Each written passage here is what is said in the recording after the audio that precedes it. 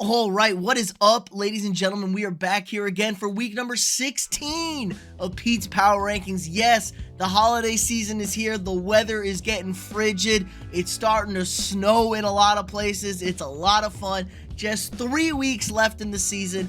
I'm going through, I'm watching 99% of all these games, taking notes, keeping tabs, and I'm ranking everybody from 32 to number 1. We're getting down to the end, like I said. Let's just get into it. Our bottom tier teams, their season is done. Some potential for next year. They got a bright future. Looking forward to the draft. Other teams, it is a absolute dumpster fire. But let's get into it. Bottom tier teams, 32 through 24. Okay, at the bottom here, not much movement, obviously. All these teams are done. Houston, great effort against Kansas City. Just couldn't quite get the deal done.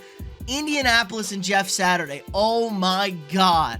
He can't coach on Sunday. He definitely can't coach on Saturday. A 33-point blown lead, the largest blown lead in NFL history. Absolute disaster from the Colts. Rams, they're a complete rebuild. They got no talent. Chicago, Justin Fields, always hurt. Great quarterback, always hurt. Bad football team.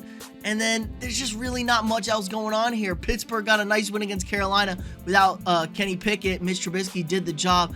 But other than that, these teams are just done. Some bright futures ahead. The Saints, cool, you won. You still don't have a first-round draft pick this year, so I don't know how much better you're going to get. But let's now get into our middle-tier teams. These teams are scraping, they're fighting, they're hoping. Season's still technically alive. Some of them are going to get into the playoffs, but most of them going to be missing out. But let's get into it, 23 through 16.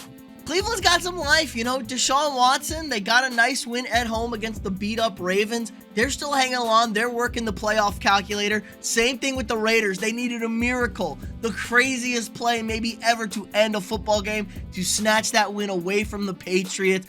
Really, really good stuff there. Packers still technically alive, beat up a bad Rams team, but they've beaten the Bears, and then they had a bye and then beat the Rams. Still alive, but they need some help. Patriots, they're really in trouble. They used to be the best coach team in football. Now it looks like they're a bunch of morons running out there. Seattle still hanging around 7-7, but the schedule is absolutely brutal at the Chiefs this weekend, and the weather is supposed to be frigid in the negative, so that's not good for them.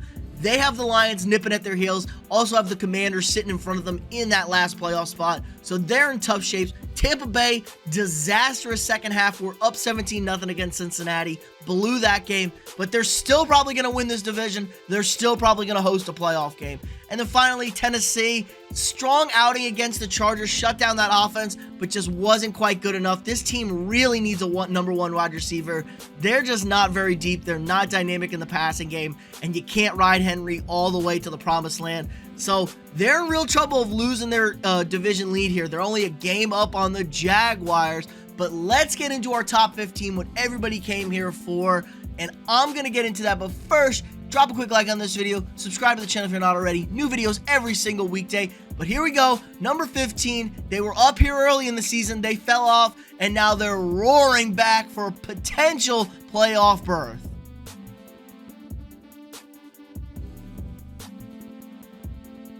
Okay, number 15, welcome back. The Jacksonville Jaguars up 4 spots. They are really on fire, winning 3 of their last 4. They laid an egg in Detroit, but man, getting that win at home against Dallas after blowing out Tennessee was fantastic. They were down by 17 in the second half, came roaring all the way back, and Trevor Lawrence has arrived. He has been absolutely unstoppable since the start of November. He has been picking apart defenses. I think he's got like 13 touchdowns, no interceptions in that time frame. Absolutely incredible stuff. Doug Peterson's done a great job with this team. They got a good young defense. They got the quarterback right. They're hungry, they're spunky, and they're learning how to play back-to-back weeks. It was an unfortunate bounce for Dallas in overtime, but hey, Jacksonville had to come back. They got the field goal to tie this game after Dallas scored what looked like the game-winning touchdown at the end of regulation. So good on the Jags, and they're just one game back of the Titans. If they can stay competent these next 2 weeks, they host the Titans to end the season, and that could be for a division title. Since they've already beat them once, they will have the head-to-head. So all to play for the Jags. I would love to see this team in the playoffs. They were a darling of mine coming into the season. I said do not be surprised if they can get to 9 wins, and they're definitely right on the precipice. Short week this week against the Jets, but the Jets are without Mike White again, so they should have a real opportunity here to snatch this game.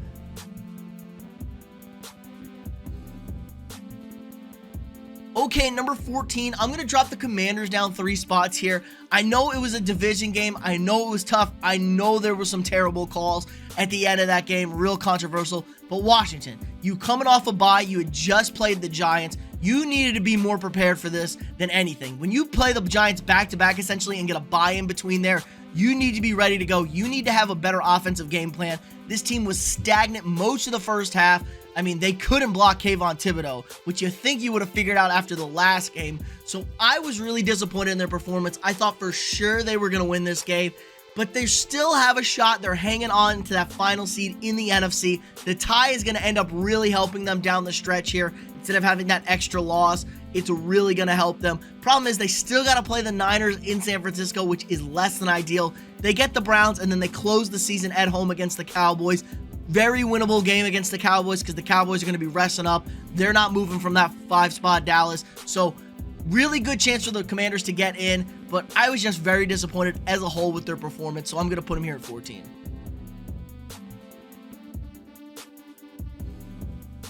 Okay, and at 13, I got the New York Giants. Great performance from the Giants. This was a totally different football team than what we saw the week prior against the Eagles. They were physical. They were committed to the run game. The defense was very, very good. Kayvon Thibodeau coming on strong. Like I said, he was doing everything for this team, even scored a touchdown.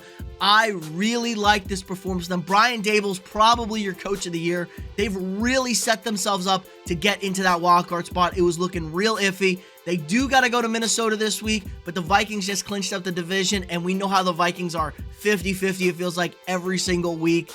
And then they get the Colts. So if they beat the Colts, they're basically a lock to get into the playoffs here. So really good from the Giants. That was a must-win game at Washington. They got it done, so good on them. They are limited Daniel Jones as a passer. We know their passing game isn't great, but they're starting to get creative ways to get Saquon Barkley the ball and in space, which really helps them out a lot. So good overall from the Giants, and we should see them in the postseason.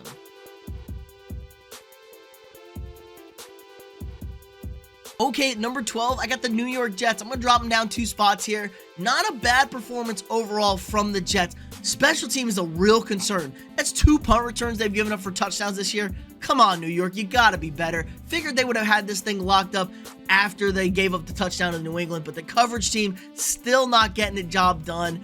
And really, as a surprise, the defense let them down this week. Yeah, Zach Wilson wasn't great, threw for 300 yards though, and he got them the go-ahead touchdown inside of 5 minutes in the 4th quarter. And the defense gave up a 4th and inches for a 51-yard touchdown to a 14th string tight end. So the defense let them down. They were not able to make a 58-yard field goal to send this game to overtime. I'm really starting to question the clock management skills of head coach Robert Saleh, and I just don't know if the Jets are going to have enough to get into the playoffs this year. It's an absolute must-win this week against the Jaguars because the schedule doesn't get any easier down the stretch. They still got to play Miami. Not ideal for the Jets whatsoever, but they do have life. They are sitting right there sniffing around in the postseason hunt, and there should be some movement in the AFC because there's a lot of injuries. Baltimore's kind of fallen off the table without Lamar Jackson.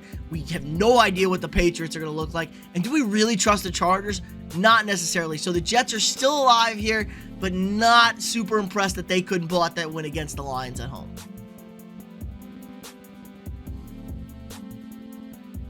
Number 11, just short of the top 10, I got the Detroit Lions. Yes, this team is absolutely on fire. They were once 1-6. They are now 7-7.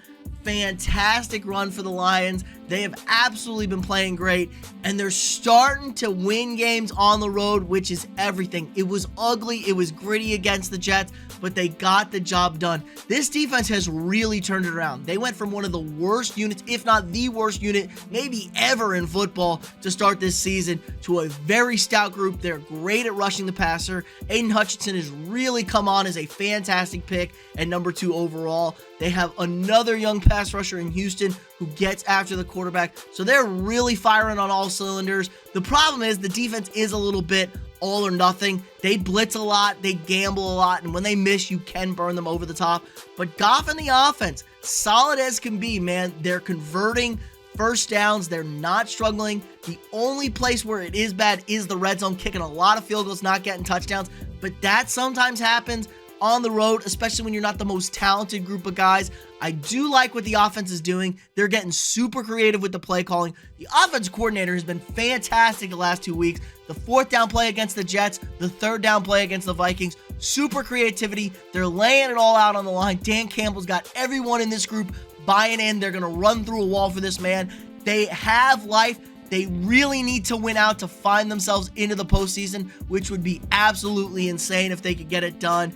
It's going to be hard, very winnable games, but at Carolina, I think Chicago, and then at Green Bay, tough matchups right there, especially at Green Bay to close the season.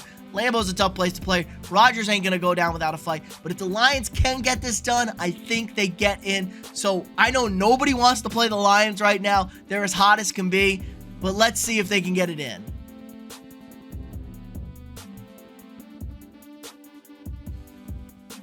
Okay, number 10, I got the Baltimore Ravens here. I'm going to drop the Ravens down 2 spots. A pathetic performance against Cleveland on Saturday.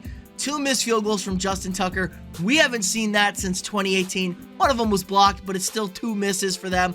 They could not find the end zone whatsoever. The offense without Lamar Jackson is absolutely abysmal.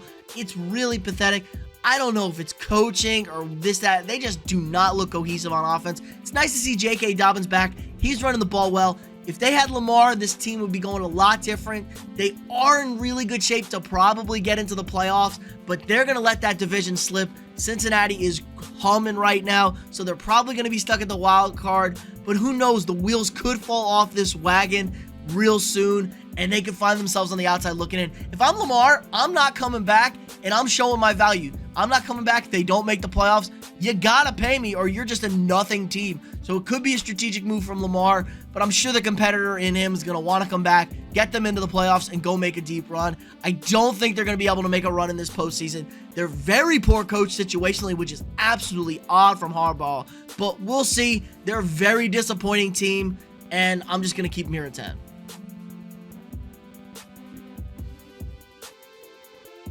Okay, number 9, the LA Chargers. Now, I know the Titans have been playing terrible, but they're still a solid football team. The Chargers got it done thanks to Justin Herbert. This man's throw was absolutely lights out. But remember, he's just a social media quarterback. He's been absolutely fantastic for this team. Mike Williams and Keenan Allen playing together has really started to help out the passing game, along with Austin Eckler obviously out of the backfield. He just needs an offensive coach. I hate his head coach and Brandon Staley. Too many gambles, too many not creative, not good. The defense has been so much better, though, the last 2 weeks at stopping the run. Shut down Miami's offense, shut down the Titans' run game, which they have really struggled to do all season. They were on pace to be the worst run defense in NFL history, literally, and giving up 6 yards a carry. It was absolutely ridiculous. But they've really started to turn it around. They're getting hot. They're firmly in the AFC wildcard play spots now. I don't expect them to slip up here to anybody bad down the stretch, but it is the Chargers. The Chargers have known to choke these things away.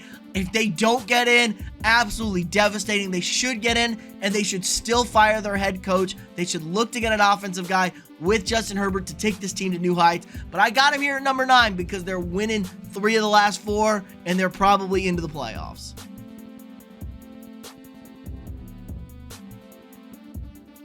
Okay, I'm going to bump the Dolphins up a spot after the loss at Buffalo. They played really well here. I mean, they were physical. They pounded the rock, absolutely gashed that Bills defense. Tua was fine, wasn't the best, but was not as bad as he'd been the last few weeks. Tyreek Hill and Waddle managed to get open, and Tua managed to hit them. Tyreek had a few too many drops for my liking, especially after a guy who's used to playing in the cold in Kansas City. Maybe that Miami Heat has softened his ass up in just a season. But man, they showed a lot of toughness, a lot of grit, and sometimes you just lose to a better player. Josh Allen was absolutely heroic in that game down the stretch. They did catch a break that they avoided the snowstorm for most of that game, so there is some concerns if the weather does start turning south that they cannot move the ball, but they didn't really have to do with that, so that was lucky for them. I liked what I saw from them. The schedule doesn't get super easy here. They are hosting Green Bay this week. That should be a nice return, but losers of 3 in a row have to have you concerned if you're a Dolphins fan, but they're still, again, another team that's pretty close in the playoffs to getting in. They are the last seed currently, I believe, so it's getting a little scary, but they should do enough to get in.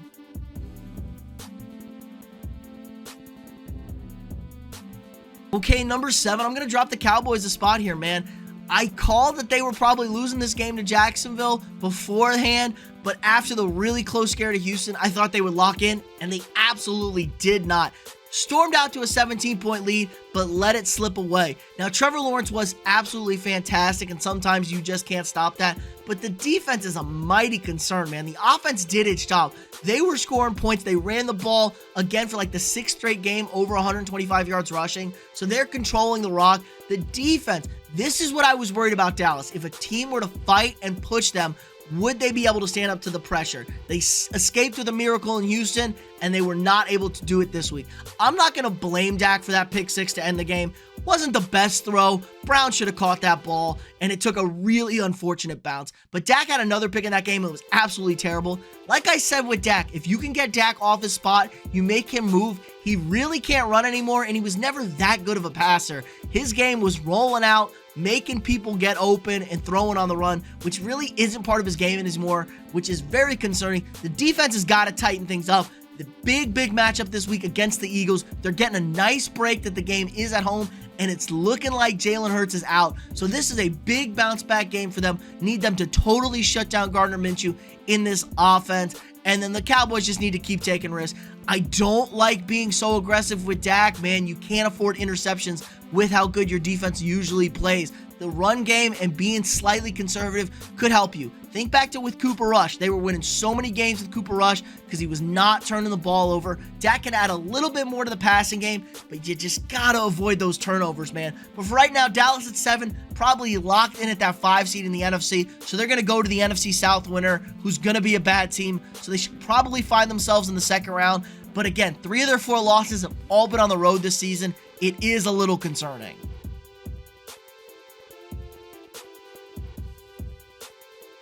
Okay, number 6, I'm going to bump my Vikings up a spot here. I have no idea what to think of this team. Is it the team from the first half against the Colts that were down 33-0 in the third quarter? Or is it the second half team that's roared all the way back to come back from the largest deficit in NFL history? You just have no idea what you're getting with this team. You do know one thing, the offense is absolutely lethal when they can get it blocked up. The protection's good for Cousins. He will carve you up all day. Man threw for over 400 yards in the second half. I understand the Colts are a bad team, but that is hard to do, man. The Vikings are the cardiac kids. They win every close game. So if they can keep games close, they're now 10-0 this season in one-score games. Absolutely lights out. Cousins also leads the most fourth-quarter comebacks this year with 7. He's on pace to maybe break the single-season record for fourth-quarter comebacks. So they got a lot to go with. The defense is horrible, but they do have their moments sometimes. They held the Colts to only 3 points in the second half, which is really important, obviously, since they got the game to overtime and got the dub. So they're good in spots. They're bad in other ones. The problem is they can't play bad against good teams. If you start off slow against good teams will jump out on you like the Colts did, and they will not surrender that lead. So this team is real 50-50. It's going to depend on who they play. Won the division outright. They're going to have a home game. If they can manage to win out, they are going to have the 2 seed and have 2 home games, which is very beneficial. They're a very good home team. Not quite as good on the road. So, interesting team. Don't know what to think about the Vikings. Horrendous defense. One of the best offenses. It's probably going to get you knocked out in the playoffs and not getting you too deep. But on any given Sunday, who knows?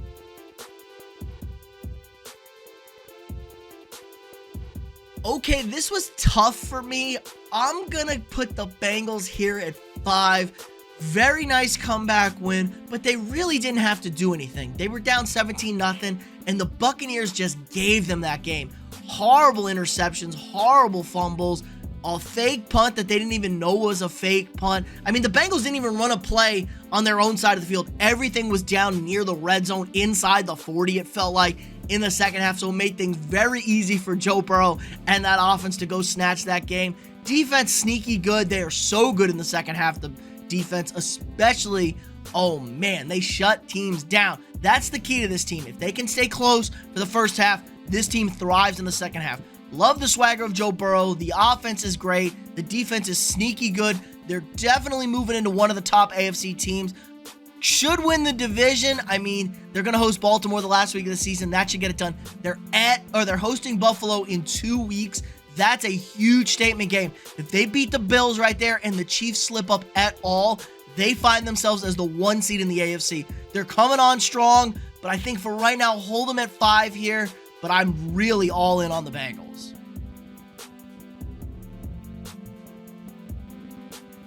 I got the Bills, dropping them down a spot. Not really disappointed how they played. It was concerning how well Miami ran the ball against them in Buffalo in bad weather. They pushed them around. They were very physical, and the Bills are just so Josh Allen reliant. How the hell have they not figured out how to get a running game with their running backs? I mean, come on, guys. You need it. They have had to get it figured out for years. They still quit on it too early. They don't have a good run game. That's going to get them beat in the playoffs. Josh Allen is a superhero sometimes, but he makes some awful mistakes also. The good thing is the Bills are currently the 1 seed, and everyone's going to have to go to Buffalo to take them out, and that's a hard place to go win games, especially in the month of January. It's awful, awful weather most of the time, and not many quarterbacks have the arm or the tenacity like Josh Allen does to sling the rock in that weather. So the Bills here, still a very strong team, but there are just so many holes that they haven't been able to address over the last 2 seasons that really feel like they're going to cost them in the end.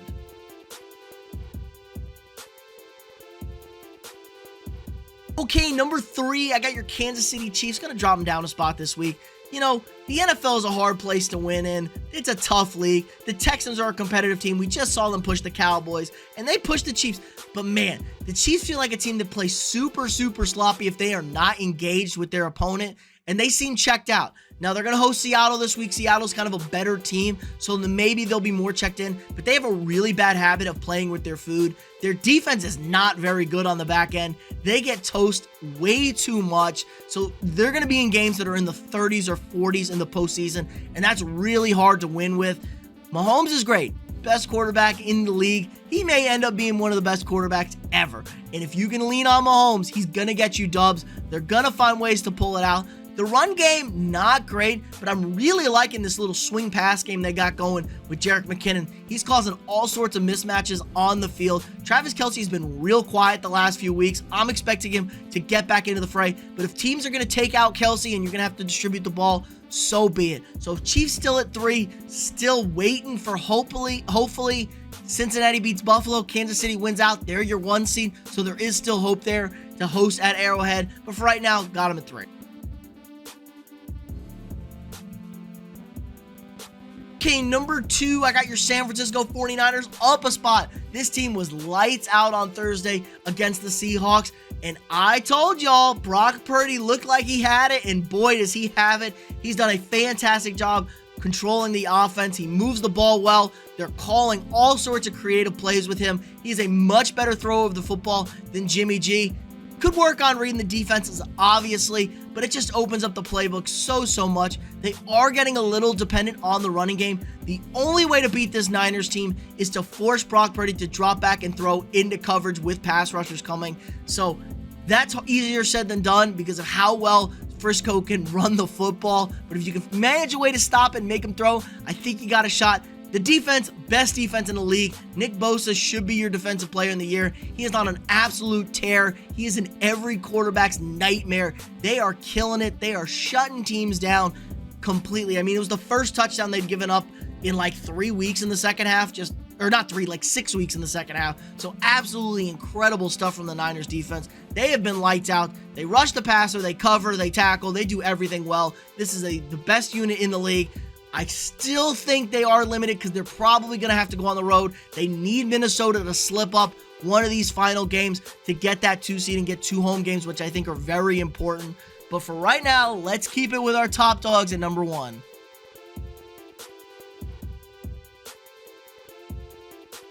Okay, number 1 still, your Philadelphia Eagles. Solid performance against the Bears. The Bears were coming off a bye. They were pretty comfortable most of this game. They didn't play the cleanest football. Jalen Hurts, 2 interceptions, still had 3 touchdowns. A.J. Brown, the quietest $180 I've ever seen in the NFL from a wide receiver. This this team is good on all levels, good on defense, good on offense. There is now a little concern. Jalen Hurts did sprain his throwing shoulder. They're saying he's questionable against Dallas. I don't expect him to play this week. I expect for him to get some rest here, probably play the last week of the season against the Giants, and then they're going to have that bye most likely. I mean, they would have to lose out, and Minnesota would have to win out for them not to get the bye because they have a 2-game lead and that tiebreaker, so it's really kind of a 3-game lead or 2.5-game lead on them. So the Eagles should be hosting, going through the NFC Championship game. We know how good the Eagles are. The question is this Hurts injury going to be a major factor? But let me know what you guys think in the comments below. Where was I right? Where was I wrong? Who am I too high on? Who do you not want to face come playoff time if your team's in? Let me know what you guys think in the comments below. Again, like this video, subscribe to the channel, share this video with your friends, and I'll see y'all tomorrow.